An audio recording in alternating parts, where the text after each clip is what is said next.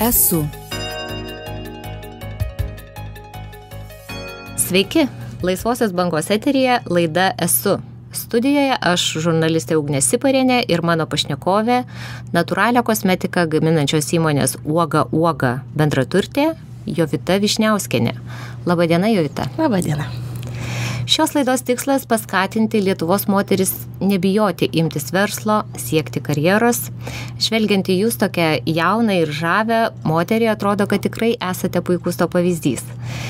Žinau, kad 2012 gavote apdovanojimą kaip verslo naujokai, o pernai titulą Versli moteris. Versli moteris, taip.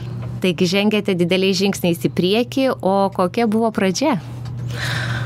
Pradžia iš tikrųjų visai nesenai buvo, prieš 4 metus, tai yra nedidelis laiko tarpas, labai daug pokyčių įvyko ir pradėjome mes labai paprastai. Atėjo vasara, atėjo idėja, vieną dieną, kitą dieną jau sugalvojom, kad viską darysim ir, nežinau, po kelių mėnesių atidarėm internetinę parduotuvę. Nieko sau, bet tai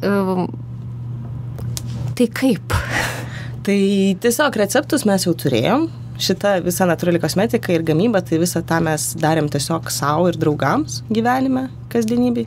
Tai informacijos turėjom, važiavom į kursus literatūros ir didžiausias darbas turbūt buvo visas legalizavimas, dokumentacija, testai, tyrimai. Va šita pusė buvo sudėtingiausia. Bet juk reikėjo manyti, kad kažkas tai pirks, kad kažkam įdomu.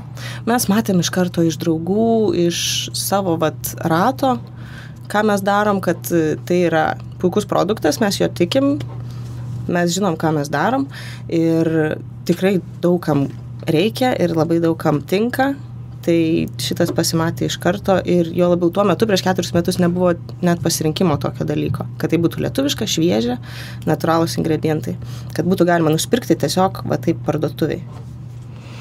Bet juk iš tikrųjų, kai žmogus mato natūralią kosmetiką ir skaito jos sudėtį, tengi viskas labai paprasta atrodo. Nusipirkai to aliejūko, ano aliejūko, susimaišai ir tepi. Kam tada pirkti? Toks ir tikslas, kuo paprastesnė iš tikrųjų tą sudėtį ir parodyti žmonėm, kad nėra viskas taip sudėtinga ten toj kosmetikoje. Ir jeigu žmogus pats turi laiko domėtis, turi laiko įsigyti visus tos ingredientus ir darytos visus eksperimentus, tai valio mes, kaip sakiau, išleidom knygą dėl to, kad visi tie receptai tiesiog būtų žmonės maišytųsi patys, bet tiesiog neturi laiko dauguma ir nori iš karto tą tikrą patikrintą efektingą produktą. Na gerai, tai nuo tos pirmosios internetinės parduotuvės dabar jau jūs nuėjote kažkokį kelią ir kas tai yra dabar? Uoga, kokia jin yra dabar? Dabar Uoga jau yra 30 žmonių, 5 parduotuvės.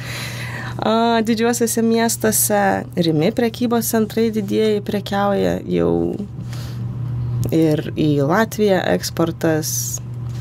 Jau, kaip mes su Lena kolegė mano sakom, jau mes rimta kompanija. Tai jau tikrai esate rimta kompanija, bet iš tikrųjų nepritrūkote, tam tikrų žinių. Judvi su partnerė esat finansininkės? Taip, jinai finansų analitikė, aš kaip buhalterė esu. Tai iš finansinės pusės žinių mums užteko. Iš receptų kūrimo pusės mes turime žmonės, kurie dirba pas mus gamybinėse patalpose, ten kuria receptus toliau. Žinios įgyjamos yra, mes pačios važiuojame į kursus, mums viskas labai įdomu, mes važiuojam tą išsiaiškinti ir jas reikia tik tai susirinkti tas žinias, tą informaciją. Bet vadinasi, tobulėti vis tiek jaučiat poreikį dalyvauti kursuose? Visada, jau labiau, kosmetikos industrija yra toksai labai dinamiškas dalykas, kur reikia iš tikrųjų didelio tempo ir pastovių pokyčių, nes labai retai kas mėgsta vieną kosmetikos priemonę, įsigyja ir ją naudoja 20 metų. Taip nėra, žmonėm norisi visokių naujovių, kažko kitaip, dar. Jūsų verslas moteriškas, galim tai pasakyti? Taip, vieną vienintelį vaikiną darbu. 2, atsiprašau. Visos kitos moteris. Ar jūs matote tam tikrą specifiką moterų verslo, vyrų verslo, arba, sakykime, moterų vadovavimo verslui ir vyrų vadovavimo verslui? Tas yra, net nežinau, ar tai moteris vyrai, ar tai tiesiog pats produktas, kad tai yra kosmetika. Nes Lienos vyras, jisai dirba baldų industrijoje ir jisai visą laiką sako, kaip pas jūs taip viskas miela ir pats produktas, ir įdomu, ir taip natūralumas artima. Tiesiog visas tas ir aišku moteriškumas, tai padaro tokį iš tikrųjų malonų kasdienę veiklą. Na gerai, sakėte, kad vis tiek reikia tobulėti, reikia mokytis, reikia ieškoti kažkokių žinių, bet kažkokių, nežinau, specifinių vadovavimo verslui, išvingiavimo tose biurokratinėse pinklėse, kažkokių tokių žinių reikia? Šito būtinai irgi semėmės visada. Ir Lena buvo kursuose Užaugink savo verslą apie vadovavimą, nes 30 žmonių mes nesam prieš tai savo karjerui turėję pavaldinių. tą reikia mokintis, man atrodo, netgi sunkiausias momentas yra visam versle, tai yra bendravimas su žmonėm ir jų valdymas. Tai šito semės, tas pats reglamentavimas, dokumentacija, mes irgi su visom institucijom bendradarbiaujam, einam į kursus, seminarus, nes viską reikia žinoti. Ir kas yra svarbu tam žmonių valdyme? Kokius dalykus pati savo atradote? Aš tiesiog net nežinau, labai svarbu yra būti paprastam, išlikti nes 30 žmonių yra ganėtinai nemažai, kad jie visi jaustųsi dalis viso verslo, kad jie nebūtų tiesiog darbuotojai, kad tai būtų, kiekvienas įdėtų, ką turi geriausia ir surasti tos dalykus ir atrasti laiko bendrauti, nes yra labai daug, milijonas darbų ir jos tiesiog išryškinti kiekvienam žmogum, tas yra didelis iššūkis iš tikrųjų. Mes dabar padarysime trumputę pauzę savo laidoje. Klausytojams primenu, kad kalbame su kosmetiką gaminančios įmonės Uoga vadove Jovita Vyšniauskienė. Likite su Laisvąja banga. Trumpam išsiskiriame. Esu. Tęsime laidą Esu, kurioje vieši įmonės, natūralią kosmetiką gaminančios įmonės bendraturtė, vadovė Jovita Vyšniauskienė. Ir šiandien su ją kalbamės apie tokį moterišką verslą ir iššūkius, kuriuos jaunoms verslininkėms teko nugalėti. Taigi, Jovita, apie tuos iššūkius, iš tikrųjų, ką labiausiai reikėjo nugalėti? Gal sunkiausia toks pirmi sunkumai, tai buvo pati pradžia, kai mes supratom, kad negalim visko maišyti savo virtuvėj, kad negalim parduoti produktų, kurie labai greitai genda ir visa ta dokumentacija, visas institucijas, higienos paso gavimas, aiškintis, iš tikrųjų buvo tokių momentų, kur galvom, kad, neįmanoma greičiausiai toks dalykas, nes realiai Lietuvoje nebuvo tokios šviežios natūralios kosmetikos lietuviškos tuo metu, kuri būtų legali ir dokumentuota ir tvarkinga. Bet, nežinau, išsikėlėm savo tokį tikslą ir vis tiek įmanoma viskas yra. Beje, jūs verslą kuriate dviese su partnerė, su drauge. Jinai sena jūsų draugė? Taip, mes anksčiau buvom bendradarbės ir dirbom vienai įmonei ir patapom draugės, po to jinai išėjo iš to darbo ir aš tenais vis padirbu, bet realiai mūsų labai, nežinau, kiekvieną dieną jau viskas susipynė gyvenimą. Bet esu girdėjusi daugybę istorijų, kad verslas iš tikrųjų išskiria ne tik draugus, bet ir šeimos narius supykdo. Ar jums taip nesigaus? Čia dažnas klausimas yra iš tikrųjų pas mus, bet ir mes pačios apie tai pasišnekam visada. Ką daryti, kad taip nenutiktų ir panašiai. Tai, nežinau, mes labai daug šnekam apie visus dalykus. Jeigu tik iškyla kažkokie tai neiškumai, iškart viską įsišnekam, susitariam, mes esam pasidalinę ten savo pareigas, atsakomybės. Tai, nežinau, visą laiką savo primenam ir visiems mūsų darbuotojams viskam, kad, svarbiausia vis tiek yra žmonės ir santykiai ir kad, verslas negali būti svarbiau už tai. Tai to nepamirštam tiesiog.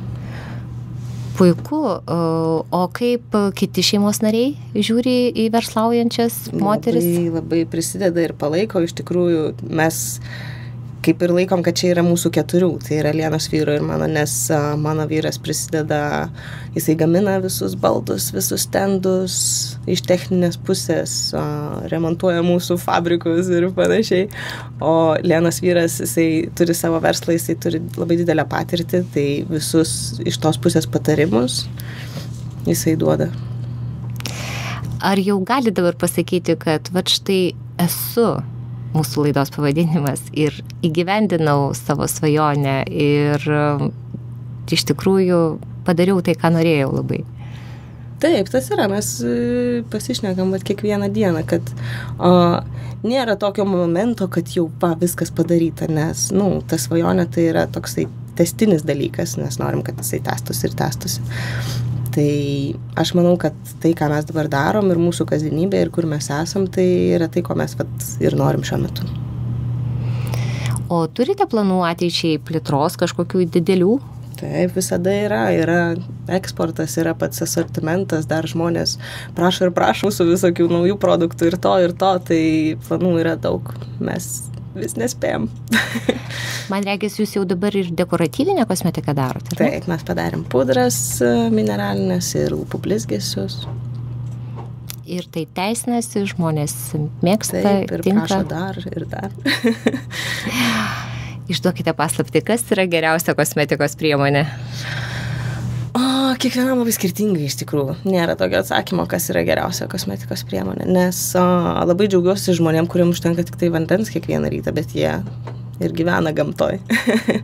O mūsų šitam tempe ir visoje aplinkoje, tai, kiekvienas turi rasti savo tinkamą derinį. Bet ieškoti jų reikėtų tarp natūralių dalykų. Taip, be abejo, aš visada už tai. Na gerai, čia aš pasmalsavau irgi labai moteriškai, bet grįžkime prie laidos temos ir tikslo.